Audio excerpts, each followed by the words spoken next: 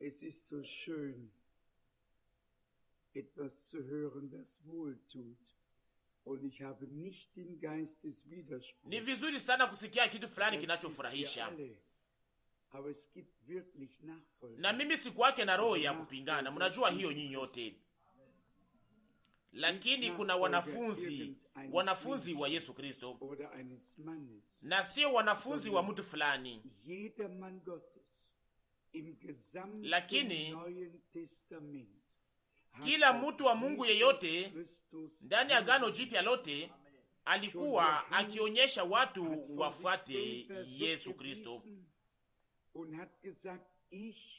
Yohana yeye mwenyewe alijitosha ndani ya kazi, akasema inaomba yeye apandishwe na mimi nishushwe. Yohana 3:13. Hapo aliweza kuonyesha Bwana mwana kondoo wa Mungu, na akasema tazama mwana kondoo wa Mungu. Yohana hakusema munifuate, na Petro hakusema munifuate pia, lakini Yesu alisema kama mtu akitaka kunifuata achukue msalaba wake na anifuate.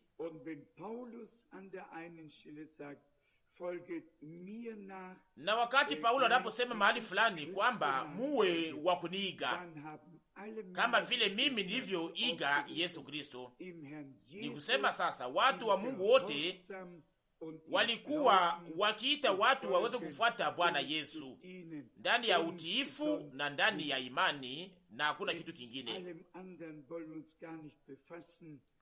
Hatutaki kuweza kuingia katika ingine yote inayobaki, kwa maana wakati wetu ni ya damani sana kwa ajili ya hayo. Ni kweli wanatoka mashariki na magharibi, wanatoka kusini na kaskazini. Mwisho haujafika, itakuwa ya utukufu. Mungu ana mambo makubwa anayopangia taifa lake. Mawazo ya damani yamekwisha kutamkwa. Ningetaka tu niweze jiunga nazo kwa muda mfupi. Wakorinto wa pili sura 6. Wakorinto wa pili sura 6 kuanza kwa mstari wa 16 mpaka kwenye sura 7 mstari wa kwanza. Wakorinto wa pili sura 6 mstari wa 16. Tena hekalu la Mungu lina mapatano gani pamoja na sanamu? Kwa maana ninyi ni hekalu la Mungu aliye hai, kama Mungu alivyosema, nitakaa ndani yao na nitatembea katikati yao, nami nitakuwa Mungu wao, nao watakuwa watu wangu. Natazama sasa sababu, mstari wa 17, Wakorintho wa pili sura 6. Kwa sababu ya neno hili, tokeni katikati yao, mukatengwa nao, Bwana anasema, wala musiguse kitu kisicho safi, nami nitawapokea ninyi. Mstari wa 18, na nitakuwa baba kwenu, nanyi mutakuwa kwangu wana na binti, Bwana Mwenyezi anasema.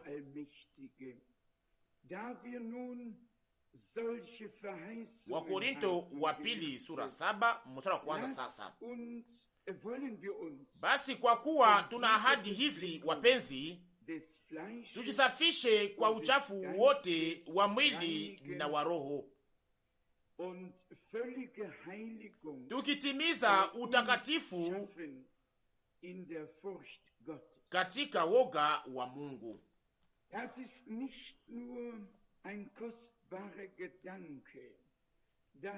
Sio wazo tu la damani, na hayo yanapasha kugeuka kuwa uhakika.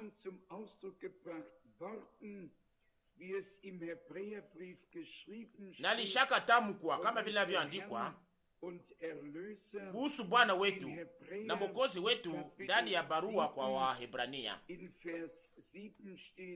ndani ya sura 7, Waebrania kwenye mstari wa 7 imeandikwa, samahani, Waebrania 10 mstari wa 7 inaandikwa kwenye mstari wa 7, Waebrania 10 mstari wa 7. Halafu nilisema, tazama ninakuja, katika gombo la kitabu nimeandikwa, nifanye mapenzi yako Mungu. Mstari wa 8 akisema juu, zabihu na sadaka za zabihu zenye kuteketea na sadaka za zambi hukutaka, wala hukupendezwa nazo, zilizotolewa kwa Torati, zilizotolewa kwa Torati. Mstari wa 9 kisha alisema, tazama nimekuja, nifanye mapenzi yako. Anaondoa la kwanza kusudi asimamishe la pili. Sikia inayosemeka kwenye mstari wa 10, katika mapenzi haya tumepata utakaso kwa kutolewa mwili wa Yesu Kristo mara moja. Nawaza kwamba hatusikie tu neno, lakini tunaliacha liweze kuipenya ndani ya akili ndani yetu, kama vile pia kutotii kwa Adamu wa kwanza iliweza kutuingiza sisi sote ndani ya anguko, tukiwa tumeangamia bila matumaini. Na hivyo hivyo Bwana wetu, yeye kama vile Adamu wa pili, alitimiza kupitia utiifu wake mapenzi ya juu ya Mungu hapa kwenye dunia hii, na kulingana na mapenzi ya Mungu alitoa uzima wake kama vile zabihu, ili aweze kuongoza wana wengi kwenye utukufu. Alisema, sio mapenzi yangu lakini mapenzi yako yafanyike. Luka 22 mstari 22. Ndiyo, alikuwa ni mtu, lakini alikuwa mtu wa Mungu. Alikuwa amezaliwa kwa ajili ya hiyo, na alikuja ndani ya dunia hii ili aweze kutoa anguko, ili aweze kurusha tena kilalo, ili aweze kufunika hiyo shimo, na hapo sasa aweze kutupatanisha pamoja na Mungu. Mstari wa 7 wa Ibrania 10. Halafu nilisema, tazama nimekuja, katika gombo la kitabu nimeandikwa, nifanye mapenzi yako e Mungu. Mstari wa 8, sehemu ya pili. Zabihu za sadaka na zabihu zenye kuteketea na zabihu na sadaka za zambi hukutaka, wala hukupendezwa nazo. Nataka kuisoma tena. Ndiyo, andika kwenye mstari wa 9 na wa 10. Tazama nimekuja. Alikuja kwa sababu ya lengo moja. Tazama nimekuja. Na kwa sababu gani alikuja? Ili afanye mapenzi yako, ili nifanye mapenzi yako. Inaomba kuona jina lake pale. Hasa kwa sababu gani tuko hapa? Kwa sababu gani tulizaliwa upya? Ili tuweze kushuhudia kweli, ili tuweze kuwa kwa upande wa Mungu, ili mapenzi ya Mungu yaweze kutimilika kupitia sisi. Na mnaweza kunitazama mimi au watu wengine na kusema, oh, namna gani Mungu mweza yote anaweza kutimiza mapenzi yake hapa duniani kupitia wanadamu walio wanyonge? Msijisumbue. Sio chombo kinayohesabilika, lakini iliyo ndani ya chombo. Na Mungu ana uwezo ya kuumba vyombo kwa ajili ya utukufu wake. Ana uwezo ya kuwatayarisha na kuweza kutufanya watu wanaofanya mapenzi yake. Niliweza kusoma wakati uliopita habari ya Daudi inayosemeka katika shahiri moja, na ndani ya shahiri hiyo ilikuwa imesemeka kitu fulani akose ninaweza kuipata haraka haraka. Ilikuwa imesemeka kwamba alitii Mungu katika yote ambayo Bwana alikuwa amemwagiza,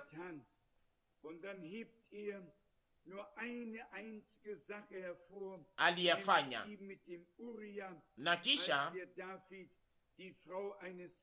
inaonyeshwa pale, kunaonyesha kitu moja, ni kusema kitu ambayo aliyofanya pamoja na Uria, wakati Daudi alipokamata mke wa mtu mwingine na akafanya mtu yule naye akakufa, lakini yote ilikuwa ikiwa pembeni ya mapenzi ya Mungu. Na yeye kama mtu mwanadamu tunaweza kushindwa kuelewa hii wakati tunaposoma kuhusu maisha ya mtu wa Mungu kama huyo.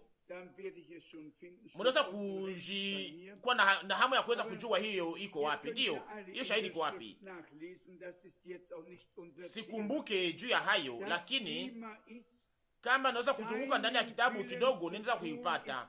Ni iko chini kwa mkono wa kuume ndani ya Biblia yangu, lakini mnaweza kusoma nyote maandiko matakatifu. Hiyo sio maneno yetu kwa wakati huu, lakini kichwa yetu ya maneno ni kwamba ni kufanya mapenzi yako ndiyo hitaji yangu. Nilikuja nifanye mapenzi yako, na tuliweza kusikia waziwazi ni maneno haya yanatamka kitu fulani. Bwana alishitayarishia mwili, na mwili ule ni kanisa. Na mtaona pia meza ya Bwana. Meza ya Bwana nayo inatumikishwa kwa upande mmoja kwa ajili ya kuonyesha Kristo, na kwa upande mwingine kwa ajili ya kuonyesha kanisa. Inaweza kuyewasomea sasa, hata kama inaweza kuwa iko haraka. Ndani ya Wakorinto wa kwanza sura 10, meza ya Bwana inaelezwa pale kwa namna iliyo ya kukamatika, kama vile mwili wa Bwana, kama vile kanisa pia. Wakorinto wa kwanza sura 10 kuanza kwenye mstari wa 16. Kikombe cha baraka tunachobariki si ushirika wa damu ya Kristo? Mkate tunaovunja si ushirika wa mwili wa Kristo? Sasa sikia inayoandikwa katika mstari unaofuata, mstari 17, Wakorintho wa kwanza sura 10. Kwa sababu sisi tulio wengi ni mkate mmoja na mwili mmoja.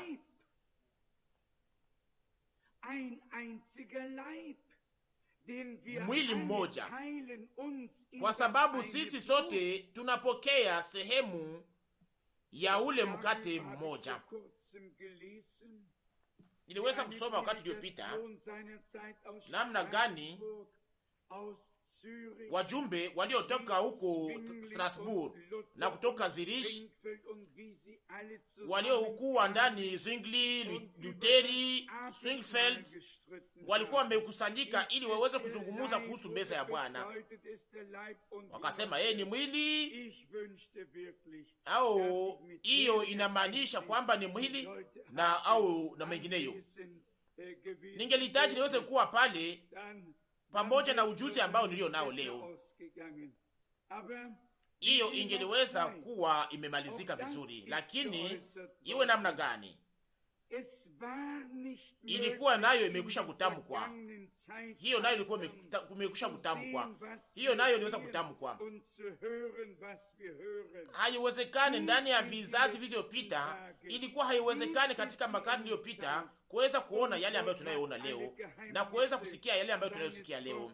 Leo ni siku za mwisho, ni wakati wa mwisho, na Mungu aliweza kufunua siri zote za neno lake na akarudisha yale ambayo ilikuwa bado kupangwa vizuri, ili aweze kujifurahisha, aweze kufurahia kwa ajili ya taifa lake. Na pia ndani ya Agano la Kale Mungu alisema, ni katika mahali ambapo nilipochagua na mahali ambapo nitakapoweka jina langu, ndipo nitakapoweza kuwa na ushirika pamoja nanyi, kulingana na Kumbukumbu la Torati 12:5. Hiyo nayo ni ya lazima sana kwa ajili ya Agano Jipya. Mungu aliweka jina lake ndani ya Yesu Kristo.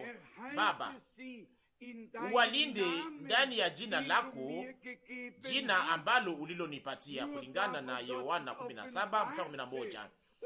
Na ni mahali ambapo Mungu alipojifunua na alipoweka jina lake, ndipo tunaweza kutanana na Mungu. Hapo ndipo tunaweza kuabudu Mungu ndani ya roho na ndani ya kweli, ni kusema ndani ya jina la Yesu Kristo. Hayo yote tuliyapewa kupitia ufunuo wa Mungu. Musikie tena ingine mara moja, ili tusiweze kuwa na kuisoma tena baadaye. Wakorintho wa kwanza sura 10:16. Kikombe cha baraka tunachokibariki si ushirika wa damu ya Kristo? Mkate tunaovunja si ushirika wa mwili wa Kristo?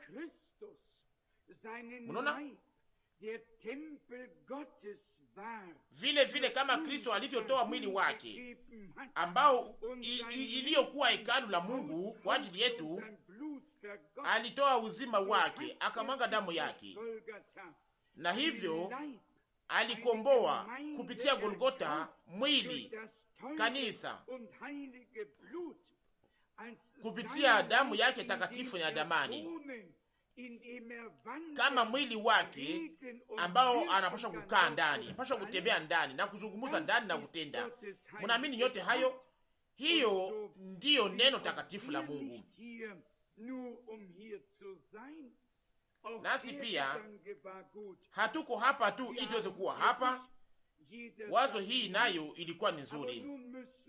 Sisi sote tunakuwa na mwili wa dunia hii, na mwili huu wa dunia unapaswa kuunganishwa pamoja wao kama vile hekalu la Mungu, ili waweze kuunda mwili moja wa Kristo, kama vile unaoundwa na viungo vingi.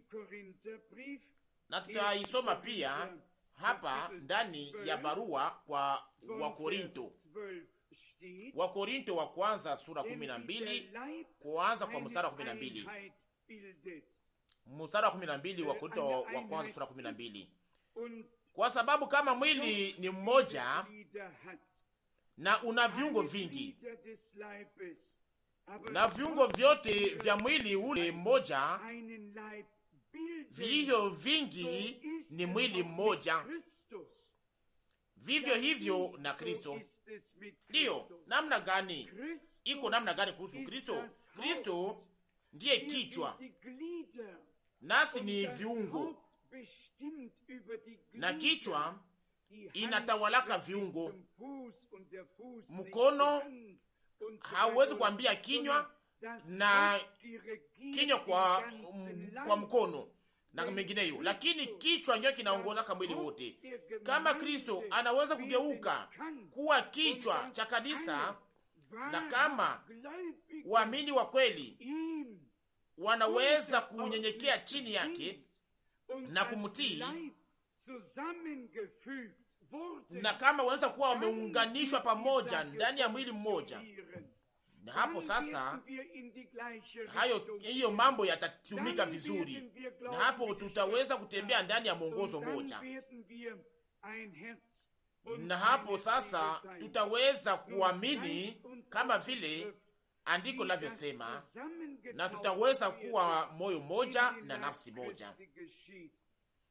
Ijapokuwa andiko inaonyesha pia namna gani ubatizo unatuunganisha ndani ya mwili wa Kristo. Wakorintho wa kwanza sura 12 mstari 13.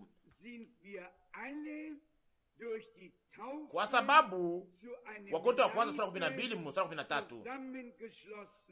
Kwa sababu katika roho mmoja sisi sote tulibatizwa katika mwili mmoja,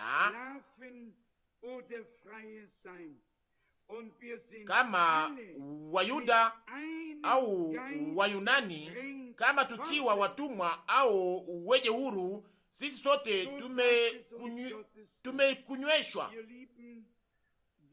katika roho mmoja.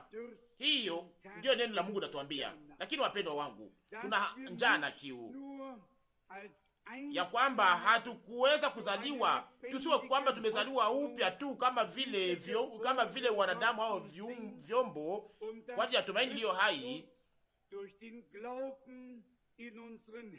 na kwamba Kristo aweze kuwa amefanya makao yake ndani yetu kupitia imani. Tunashukuru Mungu kwa ajili ya hiyo kwa moyo wote.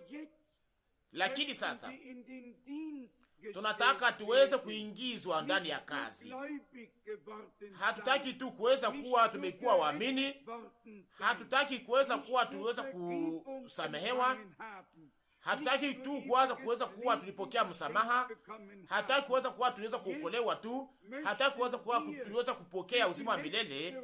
Lakini sasa tunataka tuweze kuunganishwa kwa ajili ya kitendo cha mwisho, kwa ajili ya kuonekana kwa nguvu za Mungu, sisi kama vile mwili wa Kristo, ili tuweze kuingia katika kitendo ndani ya kazi.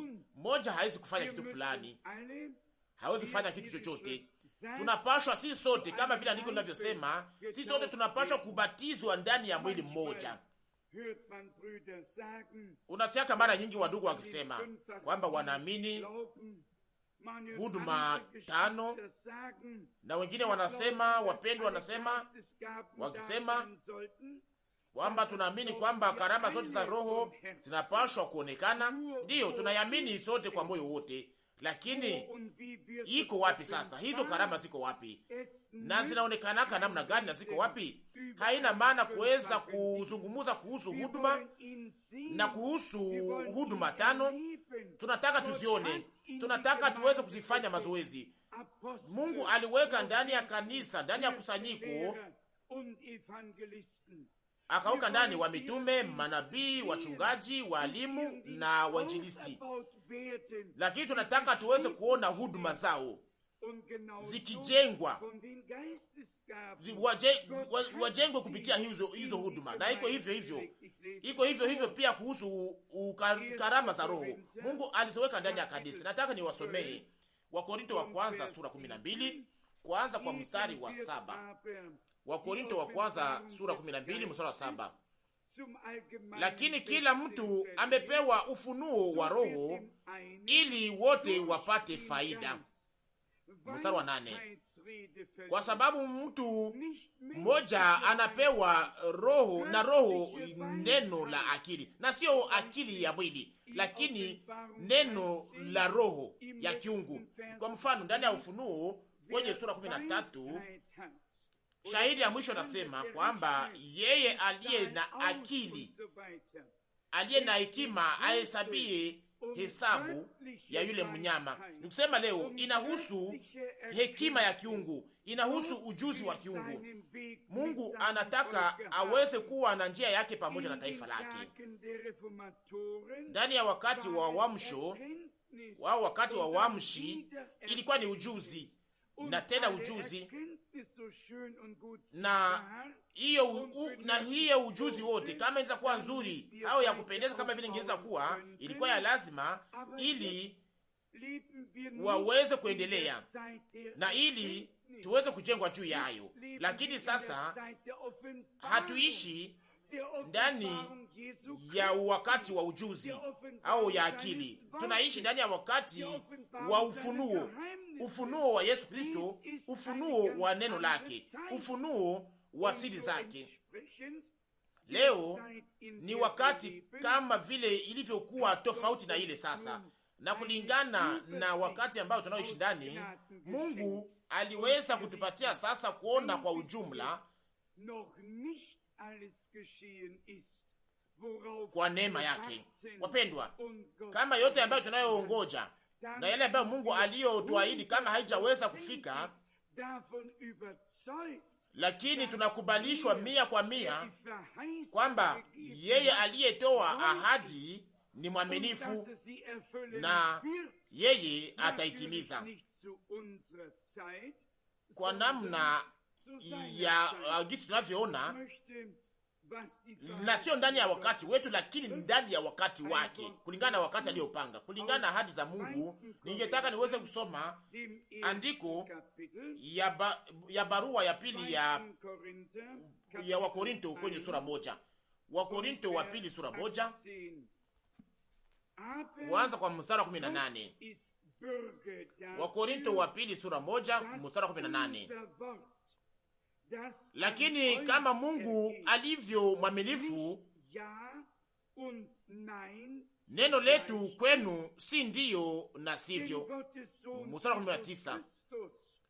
Maana mwana wa Mungu Yesu Kristo aliyehubiriwa nasi katikati yenu, ni kusema hata mimi na Silwano na Timoteo,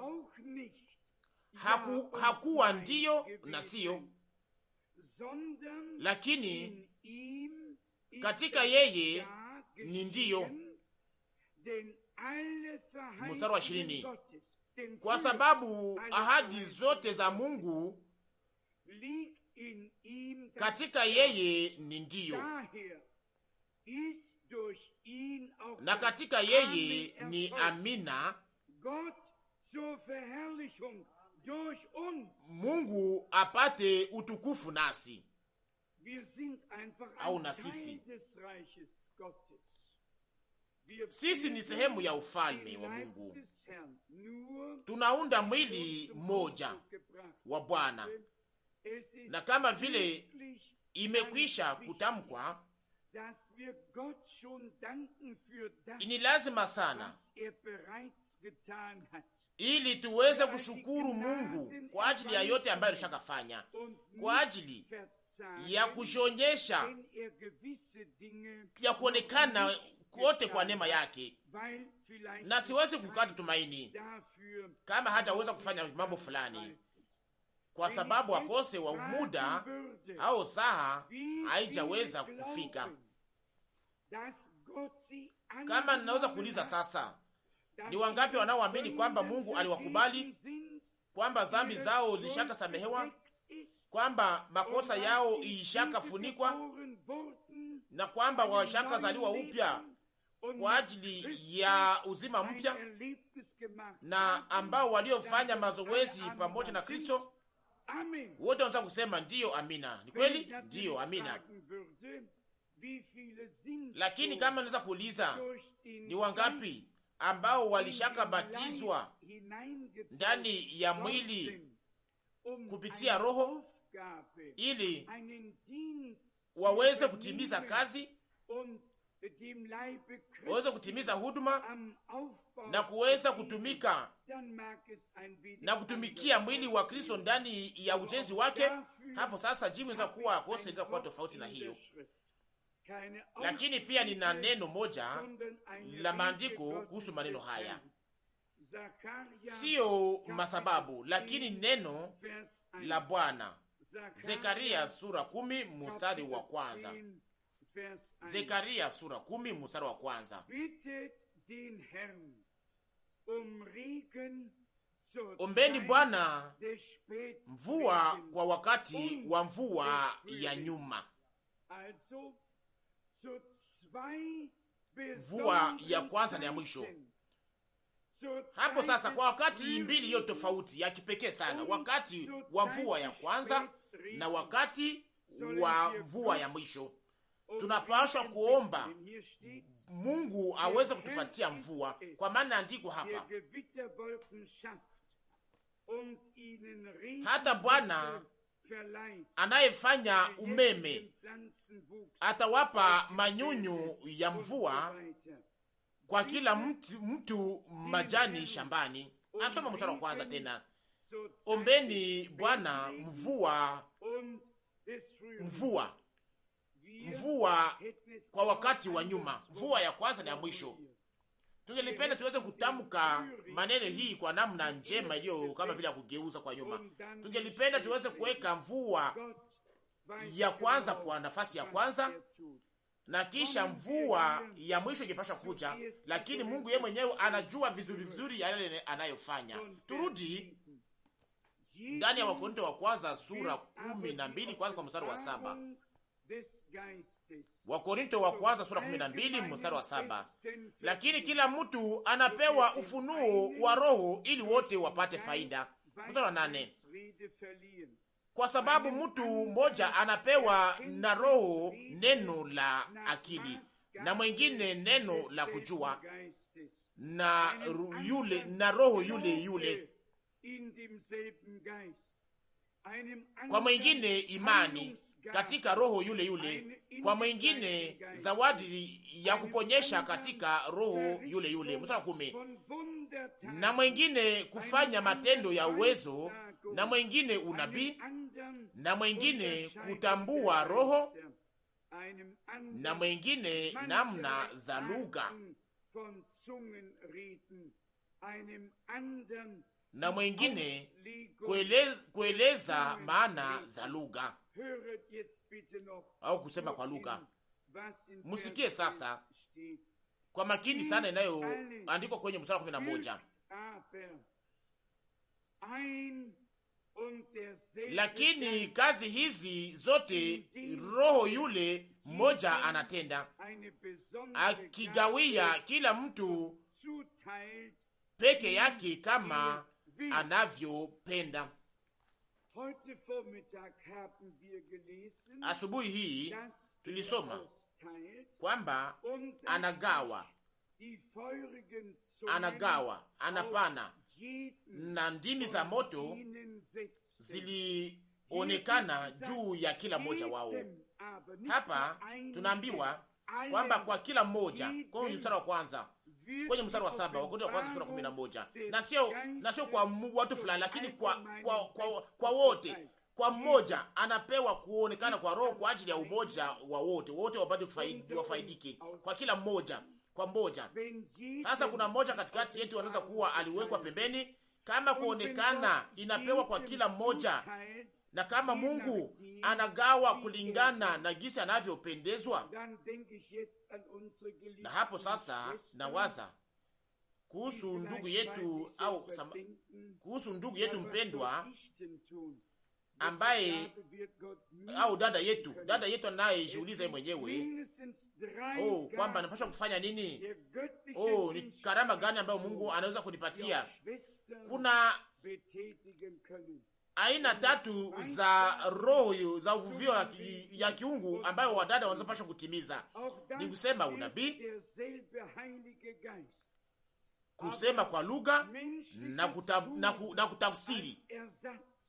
Na ni huyo Roho mmoja ndiye anayeonyesha, na hatutaki matendo tena ya mtu binafsi, lakini tunataka Mungu mwenyewe ajifunue, na tunaamini kwamba atajifunua kama vile, kwa sababu aliahidi. Turudi kwa andiko ya Wakorinto wa pili sura 6, mahali kunapoandikwa kwamba Mungu anataka akae katikati yetu na kutembea katikati yetu. Yesu alisema ndani ya wakati ule, ndani ya wakati wake, akilinganisha mwili wake, alisema mubomoe hekalu hili na nitaijenga katika siku 3. Alikuwa akizungumza kuhusu mwili wake, Yohana 2:19. Leo maneno yetu naitwa kwamba ni mwili wa Yesu Kristo, nikisema kanisa la Mungu aliye hai. Mungu anataka akae pamoja nasi, anataka atembee pamoja nasi, na anataka aweze kuwa Mungu wetu, na hiyo inawekwa chini ya shurti moja. Mstari wa 17, Wakorintho wa pili sura 6 mstari wa 17. Kwa sababu ya neno hili, tokeni katikati yao, mukatengwa nao. Bwana anasema, au Bwana anaagiza, wala musiguse kitu kisicho safi, nami nitawapokea ninyi. Mstari 18, na nitakuwa baba kwenu, nanyi mutakuwa kwangu wana na binti, Bwana Mwenyezi anasema. Ilikuwa ya lazima kutoka na kutengana. Neno takatifu kama vile inavyoonekana katika maneno ya kwanza au katika maandiko ya kwanza, inakuwa na maana yake mbili. Ni kusema kuwekwa pembeni na kutakaswa, kuwekwa pembeni ya dunia na kisha wanatakasiwa kwa ajili ya Bwana. Ni kusema takatifu kwa ajili ya Bwana, ni kusema kuwa mali ya kipekee kwa ajili ya Bwana, inayoweza kuwa tu kwa ajili ya utukufu wa Mungu. Mstari 17 wa Korinto wa pili sura 6. Kwa sababu ya neno hili, tokeni katikati yao, mukatengwa nao, Bwana anasema, wala musiguse kitu kisicho safi, nami nitawapokea ninyi. Nitakuwa baba kwenu, nanyi mutakuwa wana na binti. Na kose haijakuwa ndio habari au ya kutosha kwa ajili ya wamoja, lakini kwa sababu ndugu yetu Miller aliweza kutoa hii onyo ya kipekee inayosema kwamba watu wanakuwa hapa katika mahali hapa, wanasikia neno la Mungu na kisha wanazungumuza tena kuhusu mjumbe wa 8 au yule atakayefuata, mtu aliyetumwa na Mungu. Na hapo ninasikia maumivu ndani ya moyo wangu. Bwana alikuwa na wajumbe 7 tu ndani ya mkono wake wa kuume. Ufunuo sura 1 mstari wa 20. Ufunuo 1 mstari wa 20. Na sio zaidi ya hayo, na ya hao hakuna yule anayefuata au wakufuata mtu wa Mungu mahali fulani. Kuna wanafunzi tu wa Yesu Kristo, watu ambao wanaotembea wakimfuata, na nawaza kwamba hiyo ingepasha kuwa imesomewa haraka haraka ndani ya neno la Mungu, kama vile namna gisi Paulo aliweza kuyatamka katika wakati wake na kuyaonyesha. Kwa maana wamoja ambao wanaosikia au wanaosikia vibaya yale ambayo iliweza kusemeka ndani ya wakati ule, wanajitegemeza juu ya hiyo. Sijui namna gani inawezekana kwamba matamshi na mafundisho ambayo iliyo wazi inaweza kueleweka vibaya. Yote iliweza kuonyeshwa kwa namna iliyo wazi ya namna ya kukamatika ndani ya maandiko matakatifu, kama vile haijawahi kuwa ndani ya habari ya wanadamu. Lakini mtu ambaye hatosheke na hiyo, mtu ambaye hatosheke na kweli iliyofunuliwa, huyo anapashwa kukubali makosa au hii onyo ya Watesalonika, hii andiko, hii onyo ya Watesalonika wa pili sura 2, kwa sababu hawakupokea upendo wa kweli, upendo wa kupenda kweli ili waokolewe. Mungu aliwatumia nguvu za upotevu. Watesalonika wa pili sura 2 mstari 11. Ndani mwetu munapaswa kuwa ndani upendo wa kiungu kwa ajili ya kweli ya kiungu, uhusiano ya ndani pamoja nasi na neno la Mungu, kwa maana tumezaliwa na upendo na tulizaliwa, Mungu alitupenda, na hivyo sasa Mungu alipenda ulimwengu. Hatukuzaliwa upya kwa kubahatisha tu, lakini kwa upendo Mungu alitutayarisha ili tuweze kuwa wana na binti wake. Kama sisi, naamini kwamba kuna neno kwa ajili hiyo. Inaweza kuwa ndani ya Waefeso kwenye sura 1. Kwa namna fulani upendo wa kwanza unapaswa pia kuonekana. Ndiyo, ni kweli. inakuwa hapa, ndiyo Waefeso sura 1 mstari wa 4.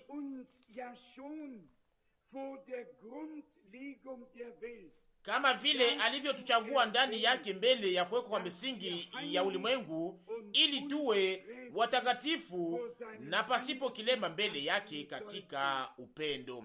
Mstari wa 5 wa Efeso sura 1. Kwa kuwa alitangulia kutuchagua. Ndiye, munisikie sasa, musikie. Kwa kuwa alitangulia kutuchagua ili tufanywe wana wake kwa njia ya Yesu Kristo, sawa sawa ilivyopendeza mapenzi yake. Hapo ndipo ndio kitu cha lazima sana. Ndani ya gombo la kitabu inasemeka kuhusu yeye ya kwamba nilikuja nifanye mapenzi yako, e Mungu. Nani anayeweza kufanya mapenzi yake? Ni wavulana na wasichana wa Mungu ambao waliozaliwa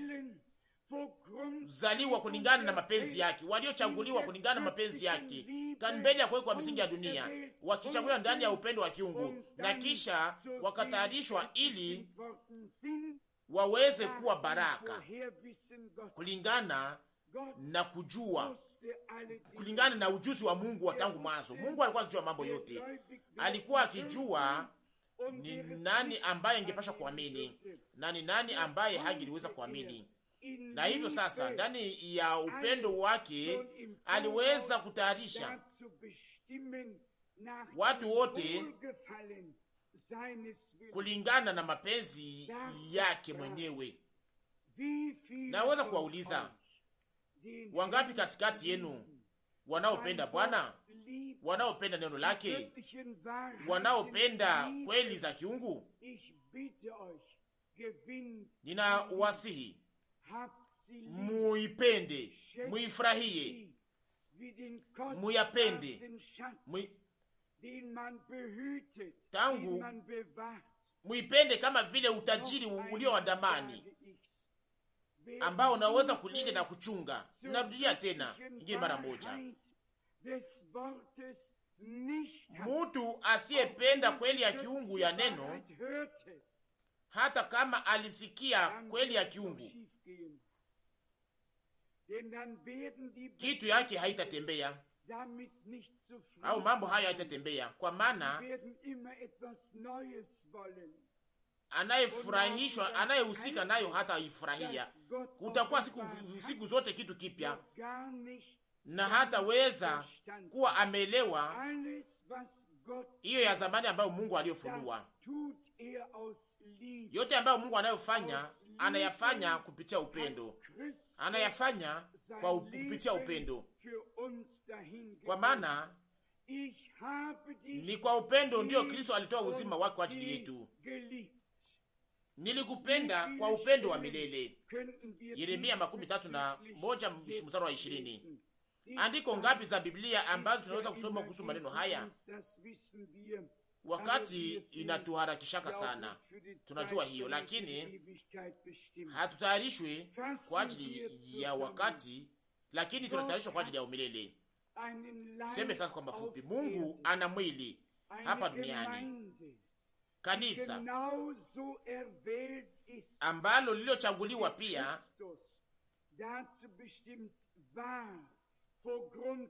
kama vile Kristo alivyokuwa amechaguliwa ili aweze kufa kwa ajili yetu mbele hata ya kuwekwa misingi ya dunia.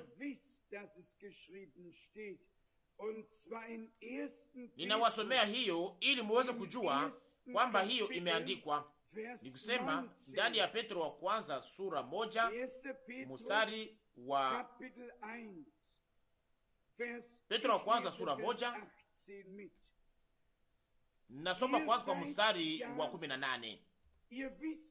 Petro wa kwanza sura 1 mstari wa 18. Mukijua mmekombolewa si kwa vitu vinavyoharibika, kwa fedha au dhahabu, mupate kutoka katika mwenendo wenu usiofaa mliopokea kwa baba zenu. Mstari wa 19. Lakini kwa damu ya damani kama ya mwana kondoo asiye na kilema wala alama ndani damu ya Kristo. Kusema damu ya Kristo. Mstari 20. Naye amejulikana kweli mbele ya kuwekwa kwa misingi ya dunia, lakini amefunuliwa kwa mwisho wa nyakati kwa ajili yenu.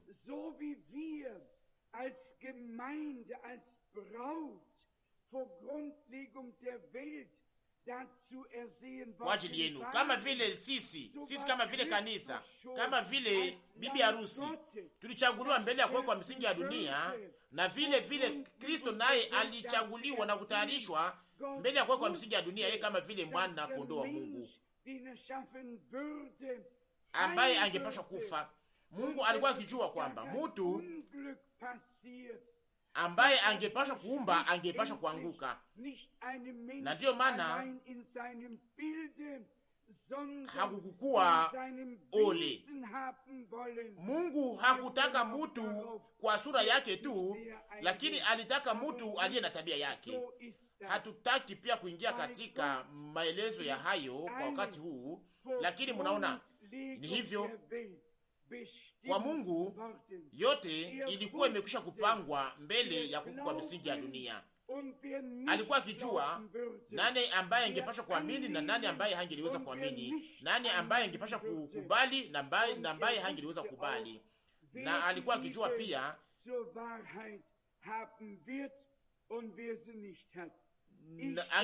alipasha kujua kwamba nani angepasha kukubali upendo wa milele na nani ambaye angeliweza kukubali. Lakini nashukuru sana kwa moyo wote kwa ajili ya utukufu wa Mungu.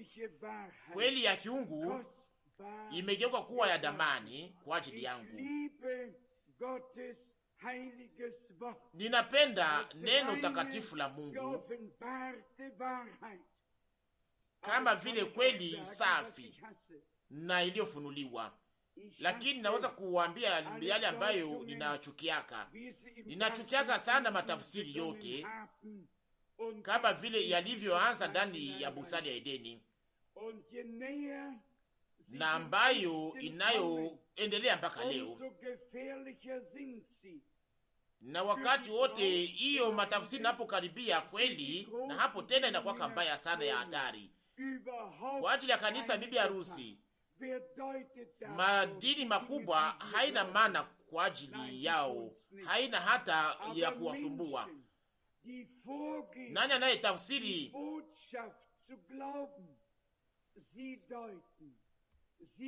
mambo kwa ajili ya waamini?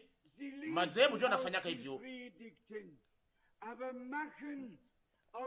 Watu wanawaza kwamba waliamini ujumbe, lakini wanaitafsiri ovyo ovyo, wanaongeza mambo yao, wanaleta mahubiri yao tofauti, lakini kuna ujumbe wa kiungu moja, na hiyo ni ujumbe wa Mungu. Naomba kuweza kuweka Mungu wetu kwa nafasi ya kwanza. Tangu mwanzo tuliweza kufanya mambo kama vile Bwana alivyokuwa ameagiza, kutangaza neno na kugawa chakula, na hiyo itadumu hivyo mpaka mwisho. Sina kitu cha kueleza na sina kitu cha kutafsiri. Mungu yeye mwenyewe ndiye mtafsiri wake mwenyewe. Anakuwa macho juu ya neno lake ili alitimize wakati saha inapofika kwa ajili ya kufanya hivyo. Nataka pia niweze kuambia hii, neno la Bwana halijawahi kuleta magawanyiko na kuleta mvurugo, ila tu ni matafsiri za watu, maelezo hii kwenda na kurudi ndani ya manyumba, hizo ufunuo za watu binafsi ambazo wanazoweka ndani ya mifuko ya koti. Hiyo mambo hayo ndio inaweza kuleta mashida. Mara ngapi niliweza kuhitaji ili niweze kuwa pale wakati watu wanapotangaza hiki na kile, na wanapoita jina au wanapoitia tena jina la mtu wa Mungu na wanapolisema katika mahubiri yao. Na hapo sasa ningeliweza kusema haraka haraka na kuweza kunyosha mkono wangu, na ningeliweza kusema hapo kwamba unadanganya. Ni wangapi ambao wanaosimama mbele hapa, wanaosema jina la Bwana na wanawaza kwamba wanajua na kuweza kutangaza ujumbe wa kiungu? Wangapi ambao walioweza kupoteza taifa katika ndani ya mwongozo fulani na fulani? Na ni wakati yote inaporudishwa kwenye neno la Mungu, na yale ambayo tunayosema inapaswa kuwa imeandikwa ndani ya neno la Mungu.